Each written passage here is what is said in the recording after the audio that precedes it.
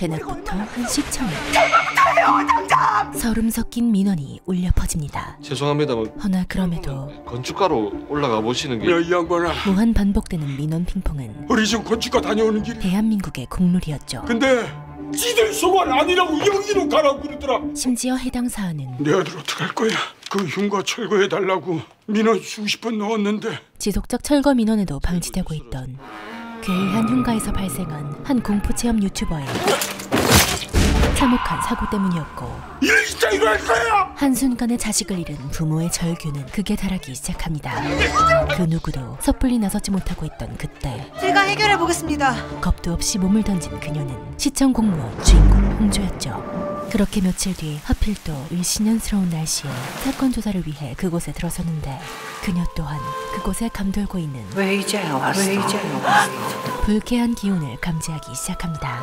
이어서 숨죽여 발걸음을 옮기던 그때 저승사자 실루엣까지 목격하자 그대로 혼절해버리죠. 허나 잠시 뒤 밖으로 나온 저승사자는 너무나 존잘 꽃미남이었고, 트라마가 고증을 참 잘했네. 저승사자가 잘생겼네. 연애 경험이 영에 수렴하는 홍조는 3주 전까지는 발에다 주실 거죠? 김고은도 울고 갈 아저씨 사랑해요. 전 같이 찻집 가고 싶은데. 저승길 플러팅을 이어갑니다. 하지만 몇 분 뒤 홍조는 다행히 이승에서 눈을 뜨게 되고 곧바로 시청으로 다시 복귀하는데, 야, 이 흉가로 핫플레스 될 만했네. 철거를 해야 할 것 같긴 한데 쉽진 않을 것 같습니다. 허나 흉가에 대해 파면 팔수록 온주산 둘레길이 워낙 유명해서 당연히 온주시 소유인 줄 알았거든요. 근데 거기가 다 개인 사유지더라고요. 뜻밖의 사실들이 드러나기 시작하죠. 그럼 땅 주인한테 가가지고 철거해달라면 되잖아. 그렇게 며칠 뒤 29층. 홍조는 땅 주인의 직장을 찾아가고 뒤통수가 저릿해져 뒤를 돌아보자 흉가 저승사자가 그녀를 맞이합니다. 아직은 안 돼요. 가고 싶지 않아. 온몸으로 목숨을 애원하기 시작하는데 비켜요. 자비라고 눈꼽만큼도 없는 왜요? 이 녀석의 정체는 내릴 거라. 사람이세요? 바로 와, 사람을 그렇게 놀래켜놓고 쓰러져서 정신까지 잃었는데 그냥 가요? 잘생긴 대신 인성은 개나 줘버린 온주산 원상복구 해주세요. 흉가 철거해서. 싫습니다. 왜요? 철거하고 싶지 않으니까. 온주산의 주인이자 형사상 재물 손괴, 민사상 손해배상 등의 책임을 물을 수 있으니까. 승소율 99%에 빛나는 킹갓 변호사 주인공 신유였죠. 그렇게 가요. 조용히. 뒤지기 싫으면. 그리고 아무것도 하지 마요. 그녀는 지리는 논리 앞에 본전은커녕 잘생긴 저승사자랑 같이 찻집 가고 싶어요? 아주 이불을 뚫어버릴 수준의 수치 참극까지 겪게 됩니다. 미쳤어, 이용조. 그런데 불과 며칠 뒤 나도 어째서인지 홍조의 집을 찾은 신유는 당신 좋아하는 거 맞고. 느닷없이 고백 공격을 날리기 시작하죠. 어떻게 책임질 거야? 심지어 누가 들으면 내가 총이라도 쏜 줄 알겠네. 사랑의 총알. 맞으면 두근두근. 세기말 멘트와 함께 근데 난 이용조 씨를 보면서 두근두근하고 싶지 않아. 아주 몹쓸 밀당까지 시전합니다. 근데 막 두근두근해. 그럼 두근두근 하지 마요. 대체 두 사람에겐 무슨 일이 있었던 걸까요? 음소거로 봐도 재밌는 환상의 안구정화 드라마 이연애는 불가항력 바로 시작합니다. 6개월 전 구청 공무원 홍조는 오늘도 민원 처리가 한창이었지만 공사는 중단할 수 있는 거지? 실상 그녀의 주된 업무는 규제는 힘들 것 같고요. 됐고! 늘 성내 있는 시민들과 우리가 직접 해결해야겠다. 사회의 복잡한 이해관계 사이에 발생하는 첨예한 대립을 이런 악성 민원을 일일이 다 받아주면 어떡합니까? 새우등으로 감당해내는 것이었죠. 그런데 그때 공사 현장에서 추락 사고가 발생하고 맙니다. 6개월 후 사건은 여전히 치열한 공방 중이었는데 사연 많은 죽음. 신우는 피해자의 편이 아닌 골치 아파. 건설사 측 변호사로 수임받은 상태였고 패소할 게 뻔한 다음날 공판에 한숨만 나오던 그때 그를 둘러싼 주변 환경들이 기이한 현상을 맞이하게 되죠. 심지어 불현듯 나타난 정체불명의 손은 아주 섬뜩하게 그의 볼을 어루만지기 시작합니다. 그런데 신유는 놀라기는커녕 오늘은 이러지 말지. 빨간 손과의 대화를 이어가죠. 나 오전에 재판 있어. 다음 날 재판이 열리고 지금껏 하원건설 공사 현장에서 사망한 작업자가 모두 31명입니다. 결코 무시할 수 없는 이 수치는 이번 죽음 역시 하엄건설 측에서 피해자의 죽음에 현장에 관한 안전관리 의무를 다하지 않아 발생하였다는 사실이 충분히 입증되는 것으로 볼 수 있습니다. 건설사의 책임을 명확히 드러냄과 동시에 이 정도면 10년은 살아야 되는 거 아니야? 재판의 패소를 확정짓는 결정타이기도 했습니다. 이에 신유는 재판장님, 최후 진술 전에 마지막으로 피고와 논의된 적 없는 사망한 박대호 씨의 부인을 재정 증인으로 신청합니다. 유족을 증인으로 소환하죠. 하음에서 제시한 합의금을 거부하셨습니다. 건설 현장에서 막노동한다고 1억 먹고 떨어지라는 게 말이 되는 건가요? 하지만 1억에 심지어 만족하셨으면 좋았을 텐데요. 피해자 부인에게 선 넘는 발언까지 내뱉습니다. 현장 관리 소홀, 안전시설 미비 등으로 추락사를 예방하지 못했다고 생각하십니까? 작업 환경이 엉망이라고 남편이 그 현장 다닐 때 너무너무 힘들어했어요. 힘들었겠죠. 하지만 힘든 건 일이 아니라 마음이었을 겁니다. 그리고 이어지는 아내가 추락사할 것을 강요해서. 그의 발언은 안타까운 죽음으로만 알려졌었던 아니 그게 무슨 말도 안 되는. 사건의 본질 자체를 추락사가 아니라 추락사고를 강요하셨죠. 그럼 뭐 일부러 죽이려도 했단 말이에요? 아드님이 지난 1월에 혈액암 진단을 받으셨죠. 희귀 케이스라 약물 치료에 많은 돈이 필요했고요. 갑자기 보험에 가입하면 의심받을 확률이 매우 높으니 추락사고로 합의금을 받자 사고가 아닌 짜여진 자작극으로 전세를 역전시키기 시작하죠. 옷도 두툼하게 입었고 안전모도 썼으니 떨어져도 죽지는 않을 거다라는 생각으로 로프에 연결고리를 풀었습니다. 다시 말해 부인의 그 안일했던 계획이야말로 피해자를 죽음에 내몬. 그런데 하필 박대호 씨가 추락한 현장 머리 부분에 절단된 철근이 떨어져 있었습니다. 이로 인해 안전모가 뚫렸고 몹시 운 나쁜 죽음이 된 것입니다. 결정적 이유였던 것입니다. 이상입니다. 그렇게 모두가 패소를 예상했던 재판에서도 가신유의 승소율은 0.001%도 깎이지 않았죠. 그날 저녁 모처럼 열린 승소 파티에서 아주 역겨운 하음건설 쓰레기 대표의 추악한 짓이 시작되고 그 바닥을 알 수 없는 밑바닥 인성을 드러내던 그때 내부에 CCTV 4대 있습니다. 팩트만으로 거치시면 상해죄로 처벌받습니다. 신유가 그를 무력화시킵니다. 그런데 다음 날 덮자. 대표 장채는 어젯밤엔 아무 일도 없었던 거야? 도덕과 윤리 따위는 무시한 채 변호사 직함 떼고 딸랑딸랑을 하란 말이야. 오로지 돈과 명예 앞에 최대 클라이언트이자 대주주를 상대로 소송을 거는 로펌은 어디에도 없다는 거. 직원의 인권을 몰살시켜버리죠. 조건은 하나 달아주시죠. 냄새나는 이불을 그냥 덮을 수는 없잖아요. 같은 시각 꿈은 이루어진다. 이용도 시청으로 말령났댄다. 홍조에겐 특징과도 같은 본청 발령 소식이 전달되는데 망했다. 어째서인지 그녀의 표정은 초상집이 따로 없습니다. 그 이유는 언젠가 꼭 한번 보게 될 기다. 자신을 단단히 벼르고 있는 팀장이 바로 본청 소속이기 때문이었죠. 그렇게 나 너무 무서워. 공 팀장님 만날까 봐. 하루 종일 두려움에 떨던 홍조는 겁먹지 마라. 그 팀이 아닐 수도 있잖아. 정신승리의 경지에 다다르고 마는데 할 수 있지? 그러면 그럴수록 할 수 있어 이용주. 주인공 패시브가 발동될 가능성은 돌이킬 수 없는 사실이 되어버립니다. 어서와. 그렇게 헬게이트가 열림과 동시에 이 발령 첫날부터 모닝술을 한 잔 때리고 왔나. 얼굴이 제가 스트레스성 홍조가 조금 있습니다. 이 스트레스가 심하다. 죽음의 돌려깎기 열차가 원래 인생이 공평한 거 아니겠어? 나도 이용주 주무관 덕분에 스트레스성 치질 수술도 했고. 그 경적을 울리기 시작하죠. 죄송합니다. 심지어 그녀에게만 전부 쏠린 업무 배정과 이게 다 제 업무일까요? 지르는 텃세의 팀원들까지 이용조 씨가 업무 분담에 불만 있는 것 같은데요. 실상 본청에서의 그녀의 앞날은 생각보다 생각이 없다. 다일 나쁘면 전화 누가 받노? 깜깜한 터널이나 다름없었습니다. 이어서 점심조차 혼밥행이 되어버린 그때 비담이다. 온주시청 비주얼 담당. 소문으로만 듣던 본청 소속 보좌관 재경이 등장하고 그녀는 마침내 자신이 본청에 있어야 할 이유를 찾은 듯 보였죠. 허나 기쁨도 잠시 온주산의 한 흉가에서 인트로의 소동이 벌어지고 맙니다. 그리고 흉가로 불리는 그곳은 사실 내가 온주 땅 증여할 때 신당 관리 제대로 하라고 몇 번을 말했어. 그의 가족이 모시는 신당이었고 너 그 신당이 얼마나 중요한 곳인지 몰라? 이들이 이토록 샤머니즘의 진심인 이유는 6개월 전엔 깨끗하지 않았나요? 가족을 대대손손 괴롭혀오는 염색체 유전자 돌연변이라 예측하기가 힘든 질환이야. 정체불명의 유전병 때문이었습니다. 심지어 오른쪽 편마비, 손과 발의 감각 기능 상실, 언어 기능에도 문제가 생길 수 있어. 그 증상은 너무나도 끔찍한 것에 반해 유전병을 치료할 방법은 없어. 현대의학으로는 소쓸 방법이 전무했기에 그들이 할 수 있는 것이라곤 때마다 신당에 방문해 간절히 기도하는 것뿐이었죠. 그렇게 어찌 보면 원상복구 해주세요. 흉가 철거해서. 싫습니다. 인트로의 칼거절은 왜요? 철거하고 싶지 않으니까. 자신과 가족을 지키기 위한 신유의 당연한 선택인 것이었습니다. 그렇게 홍조는 가요. 조용히. 그리고 아무것도 하지 마요. 소송 가면 무조건 지니까. 아무런 수확도 없이 사무실로 복귀 중인 가운데 시청 앞은 열띤 시위 중이었죠. 때마침 재경도 시청에 도착하고 그녀의 시선은 온통 그를 쫓기 시작합니다. 그런데 한 시민의 문대경치 에라 요거나 뭐라 무차별 수둔술이 이어지던 그때 홍조가 온몸으로 그를 지켜내죠. 그리고 웬 낯선 그녀의 위험천만했던 행동은 전임은 재경에게 아주 강한 인상을 선사합니다. 한편 그날 저녁 일주일씩 잠수 타는 남친을 뭘로 고소해야 돼? 근사한 레스토랑에서 데이트를 즐기는 남녀 장례식 있었잖아. 신유와 그의 여친 나연이었죠. 엄청 중요한 일은 나한테 말 안 하는 것 같아. 이런저런 일들 구체적으로 말해봐. 하지만 그는 차마 오른쪽 편막이 손과 발의 감각 기능 상실. 자신과 행복한 미래를 그리는 그녀에게 유전병을 치료할 방법은 없어. 솔직하게 고백할 용기가 없었습니다.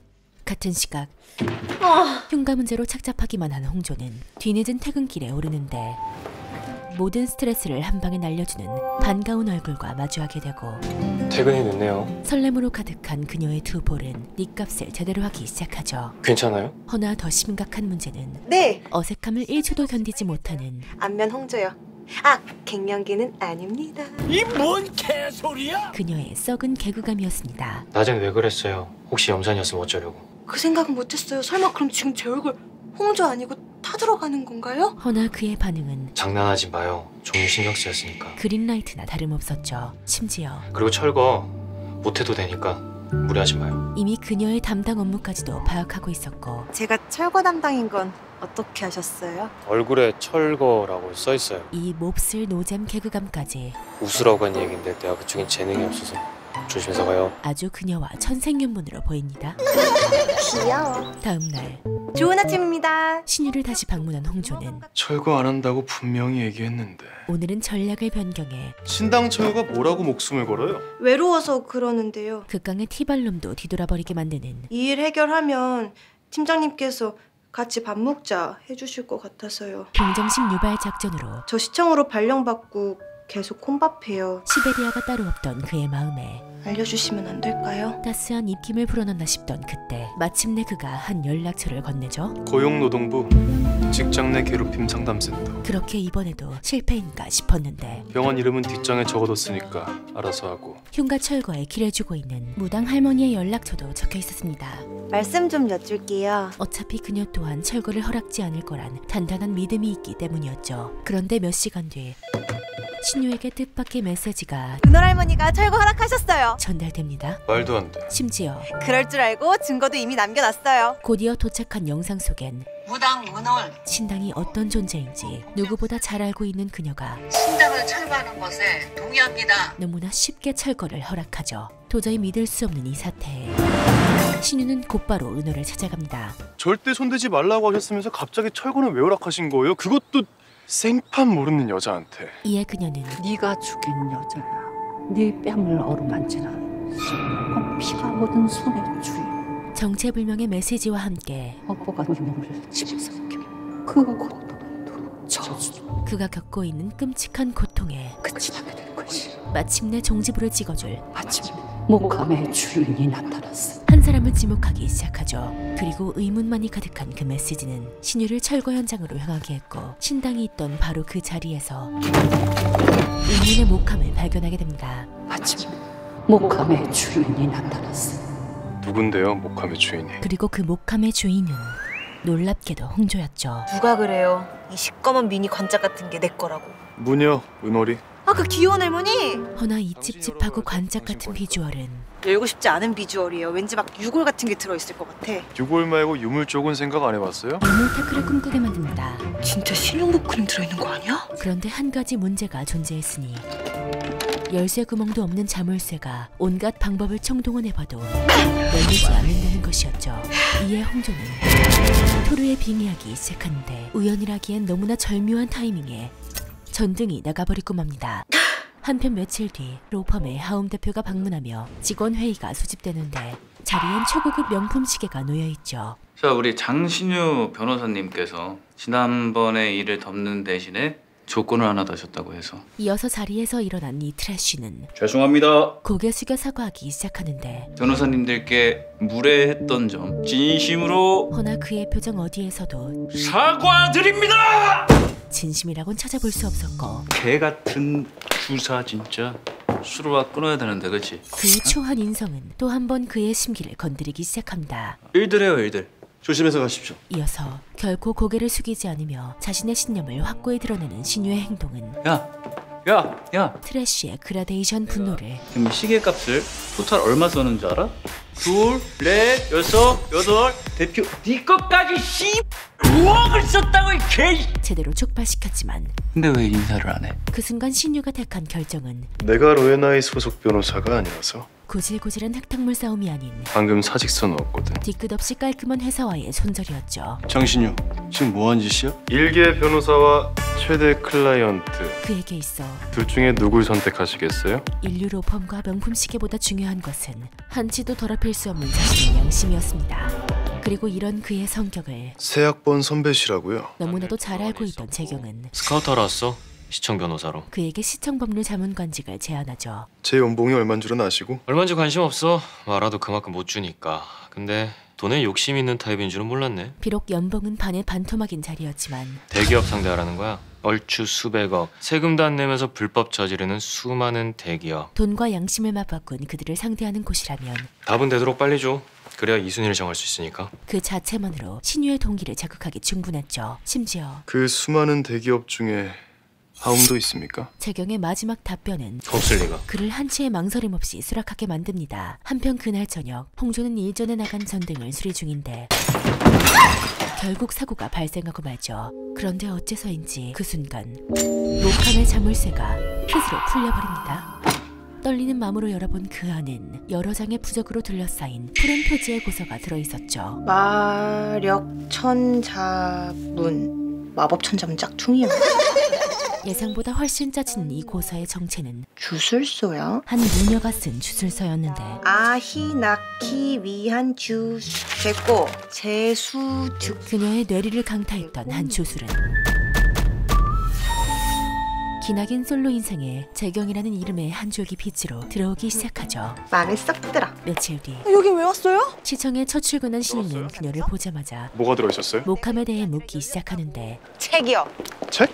주술이래요. 소원을 이뤄주는. 이 허무맹랑한 주술서에 대해 좀 더 자세히 말해봐요. 그는 어느 때보다 진지했습니다. 그런데 사무실에 도착한 홍조에게 이홍조 씨. 네. 권재경 보좌관님하고 아는 사이예요? 듣기만 해도 설레는 그 이름이 들려오는데 뭐가 올라왔는데요? 바로 아니 시청 게시판에 홍조 씨 칭찬하는 글 작성자가 권재경이야. 재경의 이름으로 올라온 한 칭찬글 때문이었고 저녁이 다 된 시간까지 동명이인이 썼을지도 모르는 짧은 칭찬글을 바라보며 회사 전력으로 사심을 채우던 그때 노느라 퇴근을 안 하는 거예요? 가쁜 신유가 찾아옵니다. 그러면서 야군 수당 챙기는 겁니까? 깜짝이야. 그런 거 아니거든요? 그리고 이번에도 그의 용건은 목함에 들어있는 그 주술서. 오로지 주술서 때문이었죠. 내일 출근할 때 갖다 줄게요. 퇴근하는 내가 가서 봐도 되잖아요? 그렇게 이 집념의 사나이는 마침내 주술서를 손에 넣게 되는데 신병 주술, 몸의 병을 낫게 하는 주술. 한 가지 주술을 확인한 그는 이용조 씨, 단 1의 웃음기도 없이 거기 담긴 주술은 모두 당신이 가져요. 하지만 딱 한 가지만 자신의 진짜 용건을 나한테 줄 수 있겠어요? 그녀에게 전달합니다. 며칠 뒤 나연은 신유를 만나러 방문한 시청에서 네가 왜 여기 있어? 홍조와 마주하게 되는데 그건 내가 묻고 싶은 말인데. 둘 사이의 질긴 인연은 고등학교 시절로 거슬러 올라가죠. 홍조야 여기 앉아. 가까운 친구 사이 같았던 이 관계는 앉아봐. 그럼 내 옆에 붙여줄게. 동등함과는 거리가 매우 먼 친구 남친 후려보겠다고 꼬리친 년은 용서를 못하겠다. 얘기했잖아. 할 말이 떼서. 디노 오빠 사배자랑 말 안 섞는데? 그저 학폭 피해자와 시판 좀 부탁해. 넌 절친 아니고 악마와 다름없는 시녀. 가해자 사이였던 것입니다. 그리고 10수년이 지났다고 한들 늦었지만 사과할게. 그 죄의 무게가 미안해. 갑자기 왜 이러는 거야? 피해자의 상처가 사과했잖아. 미안하다고. 결코 가벼워질 리 없었죠. 난 네가 변했을 거라고 생각 안 해. 그래서 네 사과 믿지도 않을 거고 받아줄 맘도 없어. 그런데 그때 홍조야 그만해. 둘의 과거를 알리 없는 신유는 이용조 씨는 살면서 실수한 적 없어요? 사람이 이 정도 사과라면 받아줄 수도 있지 않나? 뭘 한다고 나서는 거예요? 그거 하나 알겠는데 2차 가해나 다름없는 이용조 씨가 혼밥할 수밖에 없는 이유. 홍조에게 상처로 기억될 말을 그 원인이 꼭 다른 사람들한테 있는 건 아니겠구나. 나가자. 내뱉어버리고 맙니다. 그리고 빗으로 꽂힌 그 말은 칼퇴하고 나가서 얘기하자. 오늘따라 그녀를 더욱 쓸쓸하게 만들었죠. 하지만 거절이 두려워 뒷걸음질만 쳐왔던 홍조도 그거 하나 알겠는데 이용조 씨가 혼밥할 수밖에 없는 이유. 오늘만큼은 저도 끼워주십시오, 회식. 큰 용기를 내보기로 다짐했고 그 첫 단추는 그때 일은 죄송했습니다. 자신의 잘못을 인정하는 늦었지만 사과드립니다. 정중한 사과였습니다. 저는 그날 팀장님께서 모친상을 당하신 걸 몰랐고 그렇게 그때 받은 봉투가 부조금이라는 건 더더욱 몰랐습니다. 앉아. 진심이 통한 걸까요? 네. 샷더 마우스하고 앉으라고. 는커녕 아이고 보좌관님. 하필 그때 재경과 신유의 등장으로 인해 우리 이렇게 만난 것도 운명인데 같이 자리합시다. 그녀의 사과는 금세 잊혀져 버리고 말죠. 이어서 모두가 한자리에 모이게 되자 이홍조 씨 칭찬하는 글 권재경 보좌관님이 올리신 거 모두가 가장 궁금해했던 아니죠? 그 질문이 이어지고 맞아요, 제가 올린 거. 네? 이 답변은 그녀의 귀에 민원인 대하는 태도가 좋아 보였어요. 난 당신을 사랑해요로 들려오기 시작했고 잠깐 나랑 같이 좀 갈래요? 평소와 다른 그의 적극적인 태도와 네. 사돈 찍게 됐어요. 뭐 나 때문에 엉망됐잖아요. 자신을 살들이 챙기는 스윗함에 홍조 씨는 볼 때마다 얼굴이 빨갛네요. 그린라이트를 확신한 그녀는 저는 좋아하는 사람 있을 때만 빨개지는 거예요. 얼떨결에 자신의 마음을 고백해버립니다. 보좌관님을 나도 이용조 씨 좋아해요. 사내 커플 제1호의 탄생인가요? 정말요? 근데 그건 인간적인 호감이에요. 알고 보니 이 녀석 나 누구라도 칭찬할 일이 있으면 게시판에 글을 올릴 거고 누구라도 나 때문에 옷을 망치면 선물을 할 거예요. 그냥 플러팅이 습관인 녀석이었죠. 방금 있었던 일은 잊을 거니까 그렇게 앞으로 날 봐도 어색해하지 말아줬으면 좋겠어요. 단호한 그의 말을 끝으로 네, 알겠습니다. 홍조의 설레었던 시간은 막을 내려버리고 맙니다. 그런데 다음 날 시청의 전 직원들이 그녀를 보며 수군대기 시작하고 머지않아 그 시선의 의미를 나 아니에요. 거짓말. 눈치채버리고 마는데 그 진실은 비담에게 고백하기도 전에 차여버린 구급의 최후. 누군가 그녀를 골탕 먹인 것이었죠. 찍은 각도를 보면 내가 아니라는 게 증명이 될 텐데. 그날 밤 오늘도 기나긴 하루를 보낸 홍조는 자신에게 온 택배를 확인하는데 닭이랑 오리, 염소도 키우기 시작했는데 그건 재미가 쏠쏠해. 그것은 땀과 정성으로 결실맺은 이것저것 보냈으니까 잘 챙겨 먹어. 엄마의 따뜻한 사랑이었고 그 중에서도 제법 생소한 염소 초유를 보자 불현듯 애정 성사술 한 주술이 떠오르기 시작합니다. 모정이 깊은 염소의 젖. 재료까지 준비된 지금 방금 있었던 일은 잊을 거니까 어색해하지 말아줬으면 좋겠어요. 더 이상 주술을 지체할 이유가 없었죠. 몇 시간 뒤 모든 준비를 마친 홍조는 모정이 깊은 염소의 젖을 담고 책에 쓰여진 순서대로 유채꿀, 정성을 담아 백봉령 가루, 붉은 장미 봉오리를 넣어라. 주술을 이어가기 시작합니다. 그런데 같은 시간 밤길 운전 중인 신유에게 또다시 고통이 덮쳐오는데 주술이 진행되면 될수록 그 정도는 극에 달하기 시작하고 결국 그는 정신을 잃고 말죠. 같은 시각 홍조는 마침내 그 물이 맑아지면 애정수가 될 것이니 조술의 막바지 단계에 다다르며 이를 소원이 담긴 애정수를 원하는 이에게 마시게 하라. 마침내 완성합니다. 그리고 다음 날 오전 회의 재경의 자리에 애정수를 올려놓는 것까지 잘 부탁해.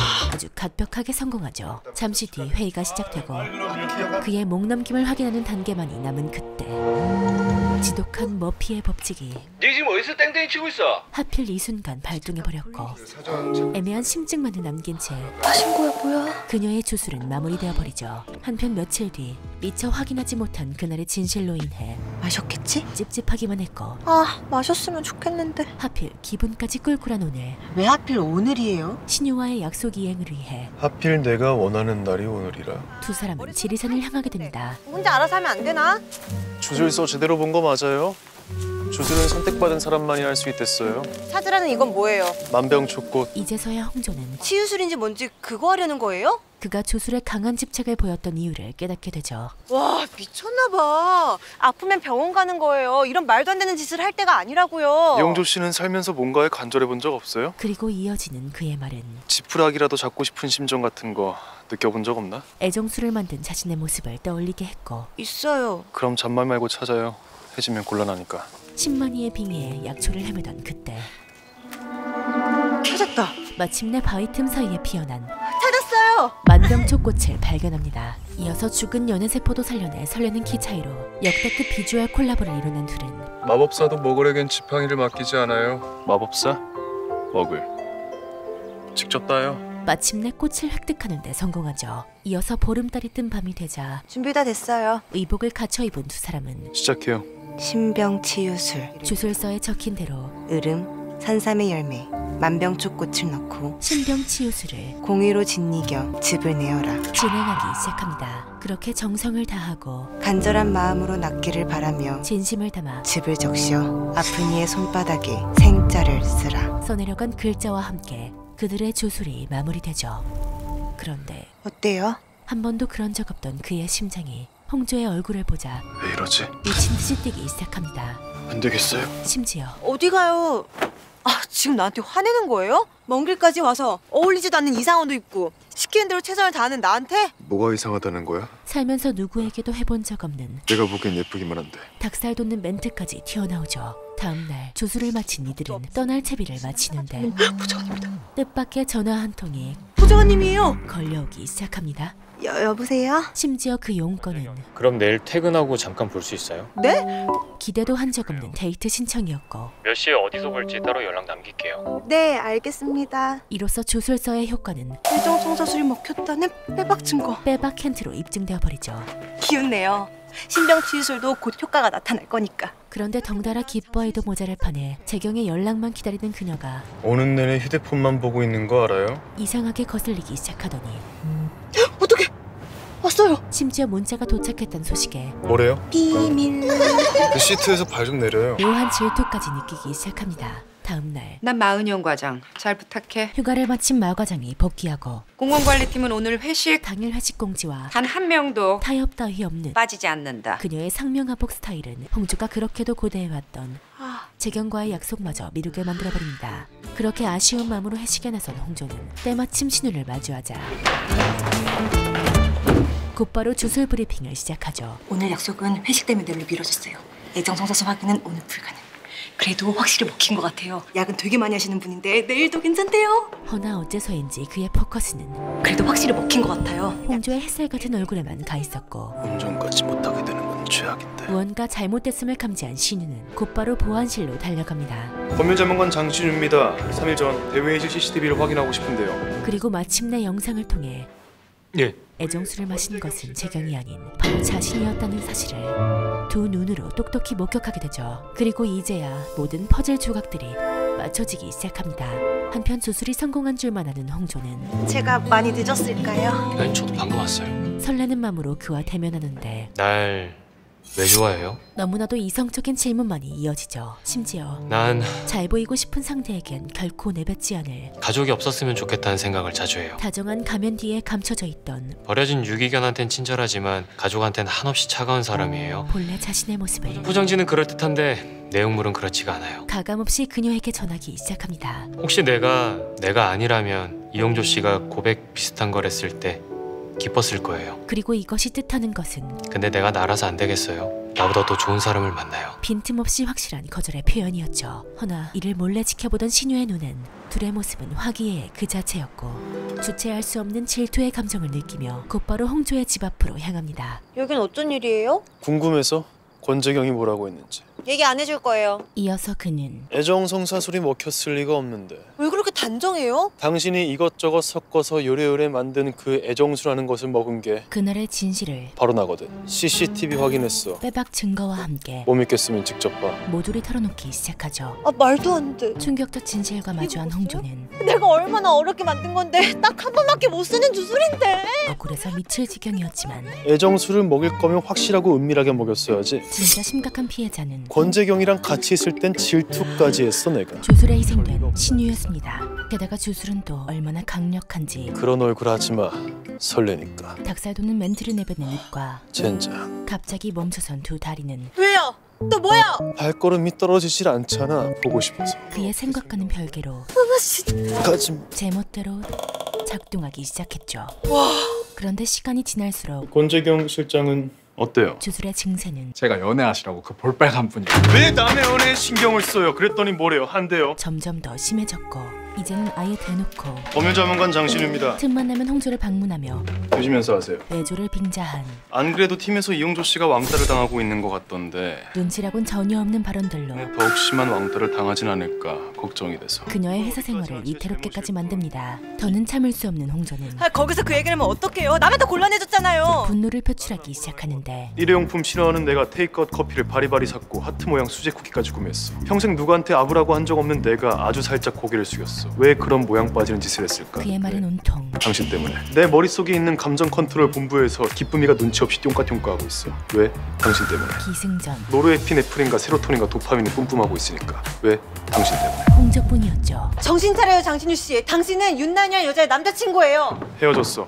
뭐라고요? 자신의 건강상의 문제와 더불어 홍조를 향해 주체할 수 없이 커지는 감정은 나연아, 우리 그만하자. 결혼까지 약속했던 나연과의 이별로 이어져 버리고 맙니다. 그렇게 가볍게만 여겼던 이 문제는 더 큰 문제들을 파생시키기 시작했죠. 한편 며칠 뒤 홍조는 온주산으로 외근을 나왔는데 이거 찾으세요? 이번엔 화원 사장에게서 주무관님 거 맞죠? 항상 뭘 흘리고 다니시네. 자신의 핑크 텀블러를 발견하게 되죠. 그 안엔 애정수가 담겨 있었기에 설마 엎친 데 덮친 격 사장님도 애정수 마신 건 아니겠지? 의심 환자가 더 늘어나버린 가운데 그날 저녁 오늘따라 더욱 컴컴한 홍조의 귀갓길에 불길한 그림자가 들이오기 시작합니다.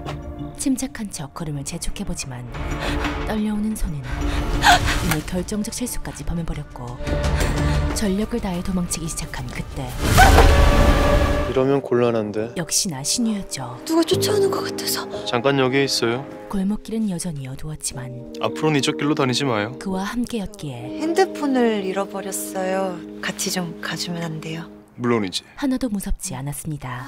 그런데 그때 가로등에 길을 환히 비추기 시작하죠. 뭐지? 그리고 이것은 그녀의 위험한 밤길이 신경 쓰였던 순서를 조금 바꾸면 어떨까 해서요. 우범 지역을 먼저 작업하는 게 좋지 않을까요? 시청 변호사 신유가 준비한 직권을 남용했어. 당신 골목에 불을 켜주려고. 깜짝 이벤트였던 것입니다. 찾았다. 그런데 그녀의 폰을 본 신유의 표정이 뭐 하는 거예요? 어딘가 묘연해지며 난 이 얼굴을 봤어. 본 적도 없는 당신 얼굴을 내가 봤다고. 알 수 없는 말을 늘어놓기 시작하죠. 반복해서 꾸던 의문의 꿈. 그 꿈에 항상 등장하는 여자아이.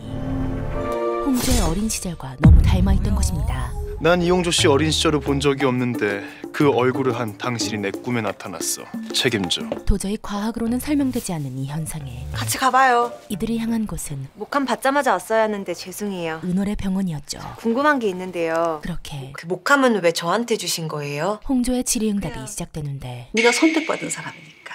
그럼 장신유 씨는 어떻게 해요? 방법은 하나뿐이야. 무당 은월은 목함 주인 홍조에게 뭔데요, 그게? 엉킨 주술의 해결책을 전달합니다. 그런데 어째서인지 알아냈어요? 몰라요. 해답을 들은 그녀의 어깨는 방법을? 말하기 싫어요. 축 처져만 있죠.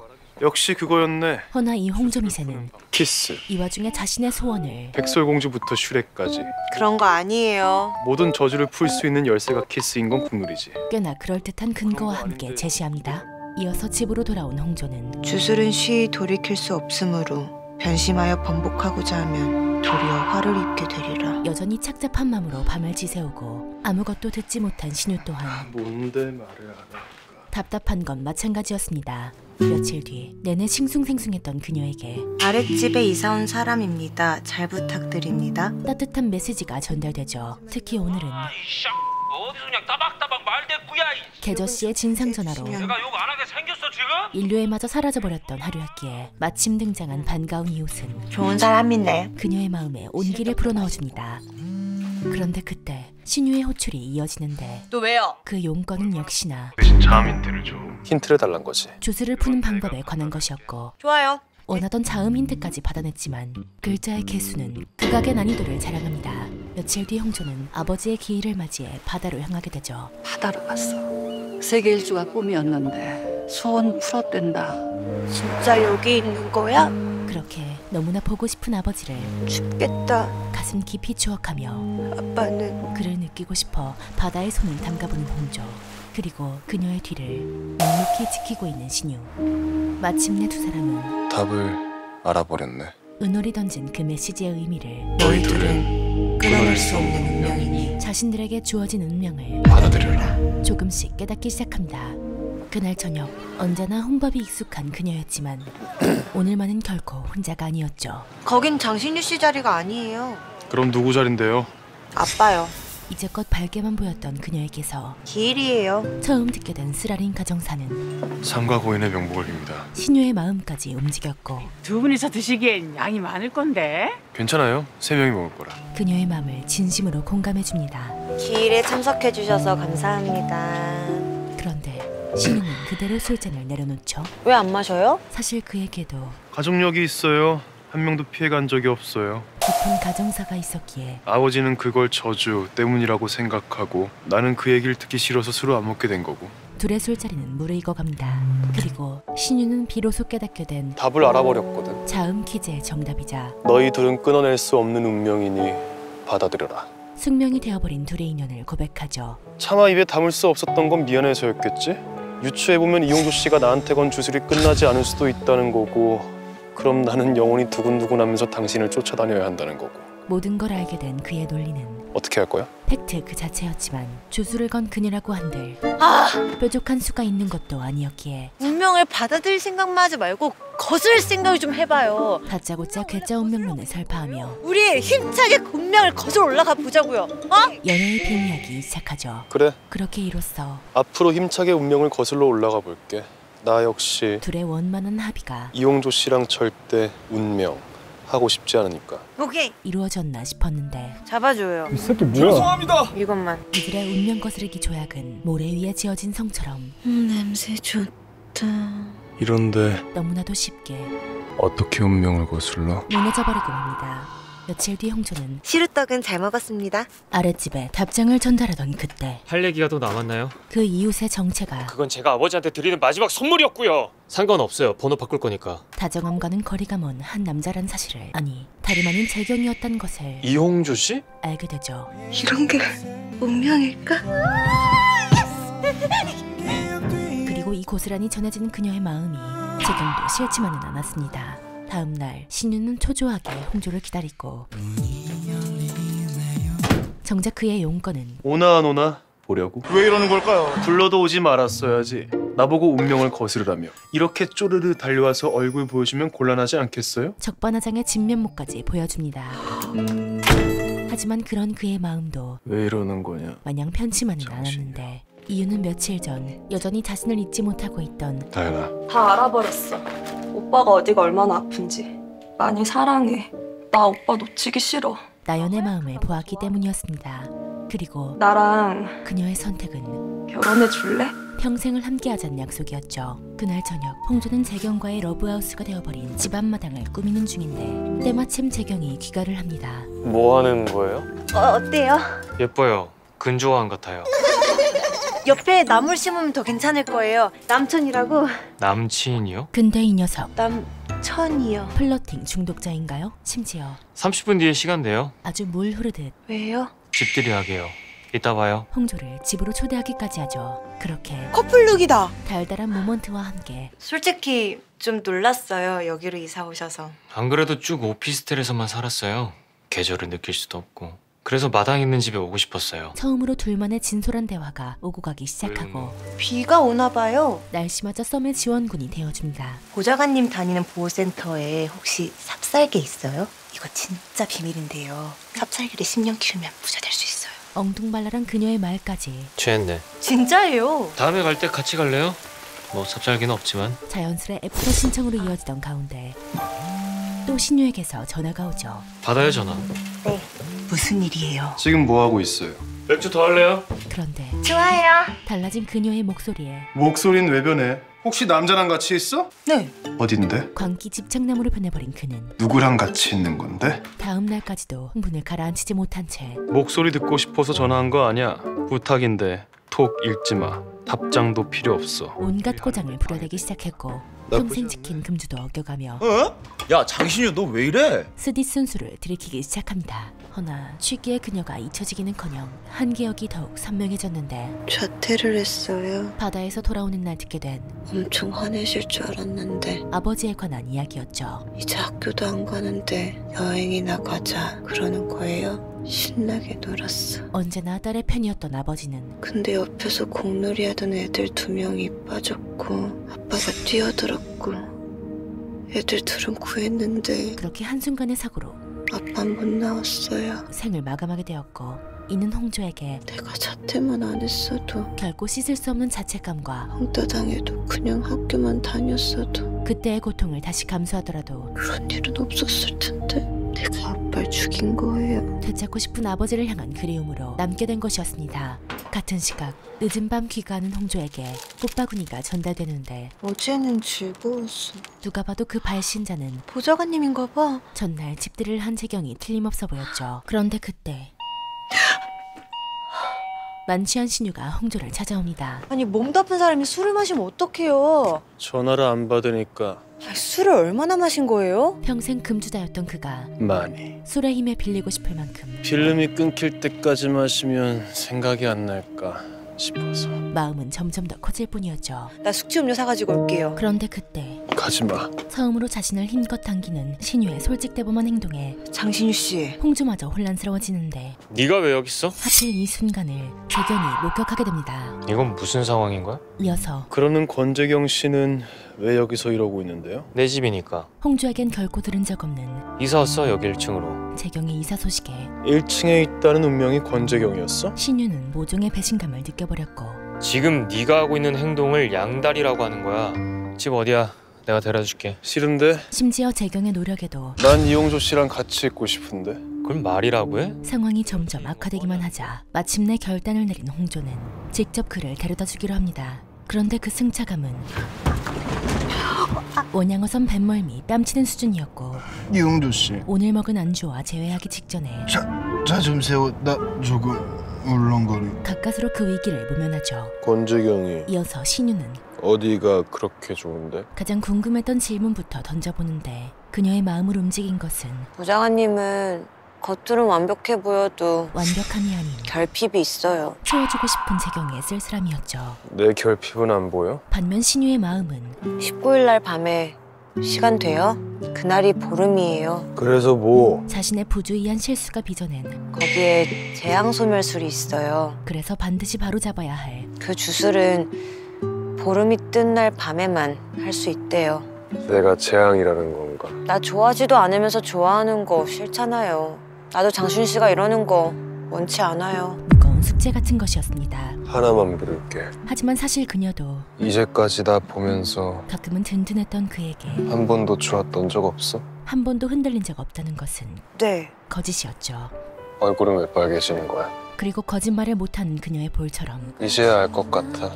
내 주사가 뭔지. 신유도 오늘만큼은 옆에 있는 사람한테 감정이 이끄는 대로 키스하고 싶어지는. 진심을 고백하기 시작합니다. 그렇게 마침내 두 연놈의 키스신을 볼 수 있나 했는데 걔 열받는 고구마식 편집 기법은 어떻게 된 거지?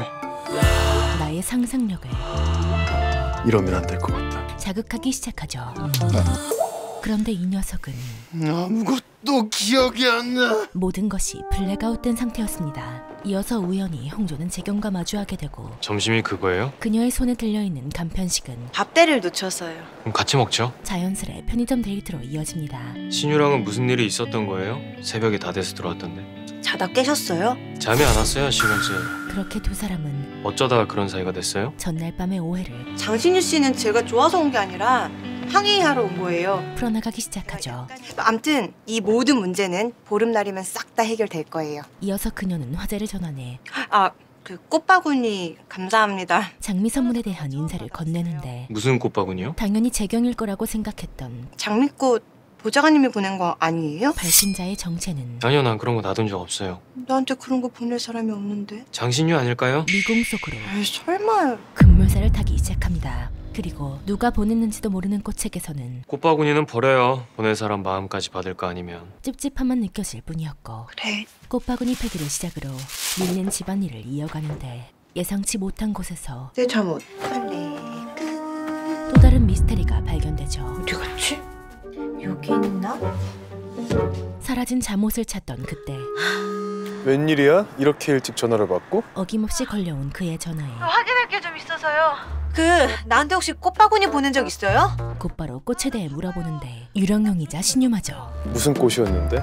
설마 장미? 전혀 모르는 눈치입니다. 그쪽이 상관할 일 아니잖아요. 어떻게 상관을 안 해? 질투가 나는데. 하지만 꽃에 대해선 모르더라도 보고 싶어. 서로의 감정에 대해선 며칠만 참아요. 곧 사라질 감정이니까. 그리고 그 유효 기간까지도 그래, 나도 빨리 보름이었으면 좋겠어. 나도 마찬가지예요. 너무나 잘 알고 있는 두 사람이었죠. 재앙소면술 준비나 잘해. 장신 씨나 준비 잘해와요. 부정타니까 술도 먹지 말고 키스 같은 거 절대 하지 말고 정갈하게 그런데 키스라는 두 글자에 그럼 이번 달엔 안 되겠네. 우리 어제 삐거덕대기 시작하는데 못했다 그랬잖아요. 그날의 진실은 진한 딥키스가 아닌 그저 만취남의 떡실신이었고 홍주가 그를 집까지 바래다줬던 것입니다. 그런데 사실 이날은 나 하기 싫어. 재앙소멸술. 실패한 첫 키스도 아닌 이용조 씨를 보고 있으면 계속 심장이 뛰어. 주술로 고장난 그의 심장도 아닌 속초에서 돌아오던 택시 안에서 얼마나 가슴이 아팠는지 알아? 진실된 마음에서 우러나온 당신이 아버지 얘기를 할 때 심장이 녹아내리는 줄 알았어. 당신을 보고 있으면 울고 싶어져.